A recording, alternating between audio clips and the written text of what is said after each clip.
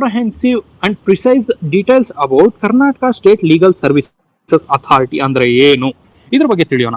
This also establish under legal services authorities act 1987 to provide free and competent legal services to weaker sections. ಯಾರೆಲ್ಲ ಇರ್ತಾರೆ ಅಂತ ಹೇಳಿದ್ರೆ ನಿಮಗೆ women's ಆಗಿರ್ಬೋದು, kids ಆಗಿರ್ಬೋದು, ಚಿಲ್ಡ್ರನ್ಸ್ ಆಗಿರ್ಬೋದು, ಓಲ್ಡ್ ಏಜ್ ಪರ್ಸನ್ ಆಗಿರ್ಬೋದು, ಫಿಸಿಕಲಿ ಹ್ಯಾಂಡಿಕ್ಯಾಪ್ಡ್ ಪರ್ಸನ್ಸ್ ಆಗಿರ್ಬೋದು, ಮತ್ತೆ deprived and vulnerable sections, SC ST ಗಳಾಗಿರ್ಬೋದು, ಇವರೆಲ್ಲರೂ ಈ ಸೆಕ್ಷನ್ ಅಲ್ಲಿ ಬರ್ತಾರೆ. ಮತ್ತೆ ensures equal access to justice. Organise Lok Adalats ಅನ್ನ ಆರ್ಗನೈಸ್ ಮಾಡೋದು ಈ Karnataka state legal services Authority or any State legal Services ಅಥಾರಿಟಿನ ಕಾರ್ಯ ಆಗಿರುತ್ತದೆ. ಮತ್ತೆ ಆಬ್ಜೆಕ್ಟಿವ್ಸ್ ಏನು? To promote legal awareness, empower weaker and vulnerable sections to providing legal aid like SC ST communities ಆಗಿರ್ಬೋದು, women's ಆಗಿರ್ಬೋದು, ಇಂಡಸ್ಟ್ರಿಯಲ್ ಲೇಬರ್ಸ್ ಆಗಿರ್ಬೋದು. ಮತ್ತೆ ಫ್ರೀ ಲೀಗಲ್ ಏಡ್, ಏನೇ ಲೀಗಲ್ ಏಡ್ ಪ್ರೊವೈಡ್ ಮಾಡ್ತಾರೆ that will be free of cost, ಯಾವುದೇ ಒಂದು ತರಹದ ಒಂದು ಚಾರ್ಜಸ್ ಆಗಿರೋದಿಲ್ಲ. ಯಾಕೆ ಅಂದ್ರೆ ಇಲ್ಲಿ ಆಬ್ವಿಯಸ್ಲಿ ಯಾರು ವೀಕರ್ ಸೆಕ್ಷನ್ಸ್ ಆಗಿರ್ತಾರೆ they are financially also deprived persons ಆಗಿರೋದ್ರಿಂದ. ಮತ್ತೆ speedy and amicable dispute resolution, ನಿಮಗೆ ಆದಷ್ಟು ಬೇಗ ಡಿಸ್ಪ್ಯೂಟ್ ಏನಿರುತ್ತೋ ಅದರ ಸೊಲ್ಯೂಷನ್ಸ್ ಕೊಡೋದು ಈ ಒಂದು ಬಾಡಿಯ ಅಬ್ಜೆಕ್ಟಿವ್ ಆಗಿರುತ್ತದೆ. ಮತ್ತೆ functions legal awareness programmes conduct ಮಾಡೋದಾಗಿರ್ಲಿ, ಲೀಗಲ್ ಏಡ್ ಸರ್ವಿಸಸ್ ಪ್ರೊವೈಡ್ ಮಾಡೋದಾಗಿರ್ಲಿ, ಇನ್ಕ್ಲೂಡಿಂಗ್ ಕ್ವಾಲಿಫೈಡ್ ಲಾಯರ್ಸ್, ಮತ್ತೆ ಲೋಕ್ ಅದಾಲತ್ಸ್ ಅನ್ನ ಆರ್ಗನೈಸ್ ಮಾಡೋದು, ಮತ್ತೆ ಡಿಸ್ಪ್ಯೂಟ್ಸ್ ಅನ್ನ ಅಮಿಕಬಲ್ ಫಾರ್ಮ್ ಅಲ್ಲಿ ಸೆಟಲ್ಮೆಂಟ್ ಮಾಡೋದು.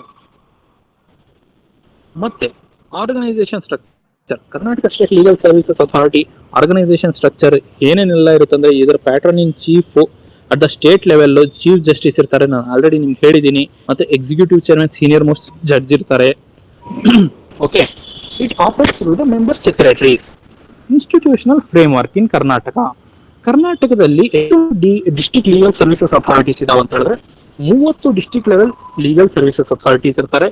They will conduct their own examination for recruiting the persons in their body. ಓಕೆನಾ?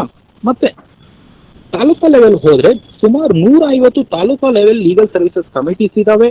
ಮತ್ತೆ this is headed by civil judge, senior most civil judge at each taluka. ಮತ್ತೆ 3 ಹೈಕೋರ್ಟ್ ಲೀಗಲ್ ಸರ್ವಿಸಸ್ ಕಮಿಟೀಸ್ ಇದಾವೆ located at Bengaluru, Dharwad and Kalaburagi. Okay, ಇದರ chairperson ಯಾರಿರ್ತಾರೆ ಅಂದ್ರೆ sitting high court judge ಆಗಿರ್ತಾರೆ. Administration, so Karnataka state legal services authority ಯಾವೆಲ್ಲ administrative works ಮಾಡುತ್ತೆ ಅಂತ ಹೇಳಿದ್ರೆ supervisors and guides district and taluka authorities ಆಗಿರ್ತಾರೆ. ಮತ್ತೆ ಇದರ ಕಾಂಪೋಸಿಷನ್ ಏನು? 17 ಅಫಿಷಿಯಲ್ ಮೆಂಬರ್ಸ್ ಇರ್ತಾರೆ, ಇನ್ಕ್ಲೂಡಿಂಗ್ ಪ್ರಿನ್ಸಿಪಲ್ ಸೆಕ್ರೆಟರಿ ಆಗಿರ್ಬೋದು, ಫೈನಾನ್ಸ್ ಸೆಕ್ರೆಟರಿ ಆಗಿರ್ಬೋದು, ರಿಜಿಸ್ಟ್ರಾರ್ ಜನರಲ್ ಆಫ್ ಕರ್ನಾಟಕ ಆಗಿರ್ಬೋದು, ಇವರೆಲ್ಲರೂ ಇನ್ಕ್ಲೂಡೆಡ್ ಇರ್ತಾರೆ. ಮತ್ತು 11 ನಾಮಿನೇಟೆಡ್ ಪರ್ಸನ್ಸ್ ಏನಕ್ಕೆ ಅಂತ ಹೇಳಿದ್ರೆ ಇಂಡಿವಿಜುವಲ್ ಡಿಪಾರ್ಟ್ಮೆಂಟ್ಸ್, ಇಂಡಿವಿಜುವಲ್ ಫೀಲ್ಡ್ ಅಲ್ಲಿ ಎಕ್ಸ್ಪರ್ಟೀಸ್ ಆ ಒಂದು ಡಿಪಾರ್ಟ್ಮೆಂಟ್ ಇಂದ ಇನ್ವಾಲ್ವ್ ಆದ್ರೆ ಅದರ ರಿಲೇಟೆಡ್ ಇನ್ಫಾರ್ಮೇಶನ್ ಮತ್ತೆ ನಾಲೆಡ್ಜ್ ಅವರಿಗೆ ತುಂಬಾ ಜಾಸ್ತಿ ಇರುತ್ತೆ ಅನ್ನೋದ್ರಿಂದ ಲಾ ಫೀಲ್ಡ್ ಇಂದ ನಾಮಿನೇಟೆಡ್ ಮೆಂಬರ್ಸ್ ಆಗ್ತಾರೆ. ಮತ್ತೆ ಫೈನಾನ್ಸ್ ಕಡೆಯಿಂದ ಫೈನಾನ್ಸ್ ಫೀಲ್ಡ್ ಅಲ್ಲಿ ಯಾರು ಎಕ್ಸ್ಪರ್ಟೀಸ್ ಇರ್ತಾರೆ ಅವ್ರನ್ನು ಒಬ್ಬ ಮೆಂಬರ್ ಆಗಿ ತಗೊಂತಾರೆ. ಮತ್ತೆ ಸೋಷಿಯಲ್ ಸರ್ವಿಸಸ್ ಅಲ್ಲಿ ಯಾರ್ಯಾರು ಇರ್ತಾರೆ ಅವ್ರನ್ನು ತಗೊಂತಾರೆ. ಅಡ್ಮಿನಿಸ್ಟ್ರೇಟಿವ್ ಲೆವೆಲ್ ಅಲ್ಲಿ IAS KS ಆಫೀಸರ್ಗಳನ್ನ ತಗೊಂತಾರೆ.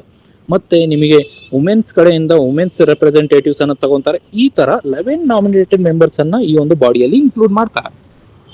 ಮತ್ತೆ access to legal aid provide ಮಾಡ್ತಾರೆ at taluka level legal services committees ಇಂದ, district legal services authorities at district level ಇಂದ.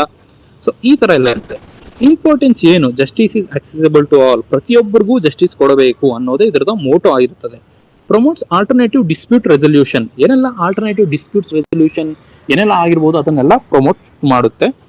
It provides equal justice under law, ಎಲ್ರಿಗೂ ಈಕ್ವಲ್ ಆಗಿ ಜಸ್ಟಿಸ್ ಸಿಗಬೇಕು ಅನ್ನೋದು ಇದ್ರ Moto. Role of section officer, ಇವಾಗ